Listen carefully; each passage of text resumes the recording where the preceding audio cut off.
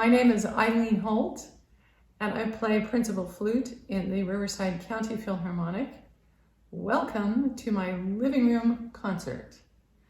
Now, if you were actually in my living room, I would be offering you beverages and snacks and everything to sit down on the couch behind me, and then of course I would be facing you, and you can enjoy the music that way. You'll just have to pretend and maybe do your own beverages. I'd like to play three pieces for you today. The first I'd like to start with is by George Telemann. It was written in 1732. Not the particular golden age for the flute yet. It looked very different than this instrument here. It was made of wood, probably painted black. It had holes only in the top of the tube, maybe one key. It didn't play particularly loud. In other words, it really didn't get any respect.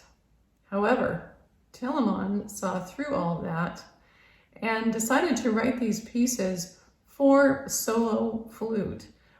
They were completely unique at the time, but they really showed what the flute could do at the time, but were also considered next to impossible to play.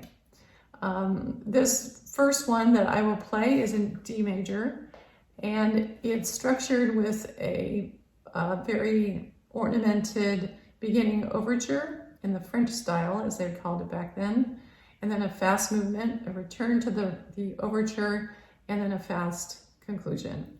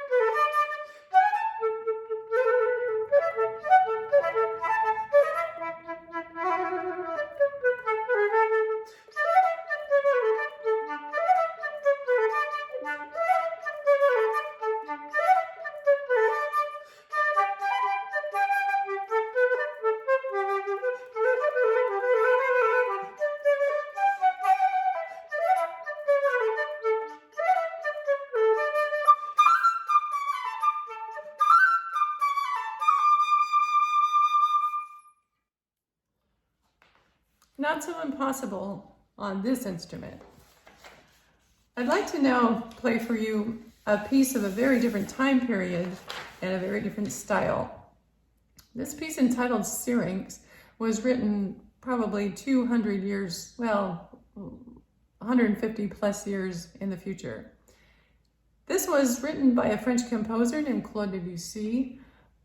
He chose to use the flute as a solo instrument, where the large majority of what he's famous for, his music that is for orchestra. This particular piece is entitled Syrinx.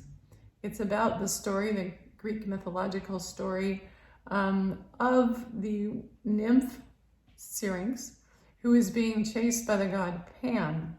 She does not want to be caught by Pan, so she runs into the marsh and turns herself into a reed. She stays as a reed for the rest of eternity. Pan is so brokenhearted by this that he goes to the marsh, cuts the reeds and forms them into a flute, and so he can be close to her by playing the flute for the rest of his life in eternity. This is a very different style of music, very evocative, very emotional, and you will hear the angst and the longing of Pan for his lost love, Syrinx.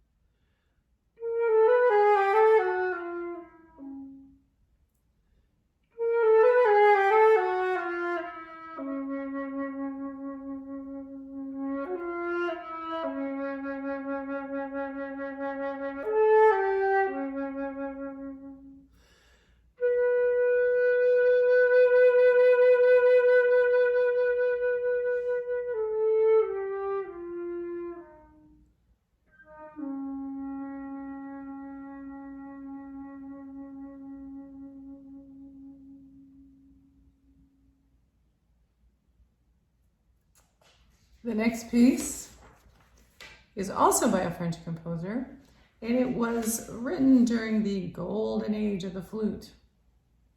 Not referring to just what the flute is made of, but it was a time when the flute was at its most prominent, the most expressive technology had been put to the instrument so it could do almost anything. It could show off, it could play fast, high, loud, soft, anything, very expressive.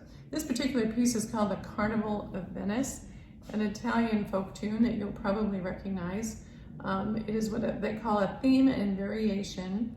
I'll first play the theme, which hopefully you will recognize, and then it will just be a series of variations. Usually these types of pieces are good for encores and just for fun, and basically it's to show off what the flute can do. So here is the Carnival of Venice by Pierre Genet.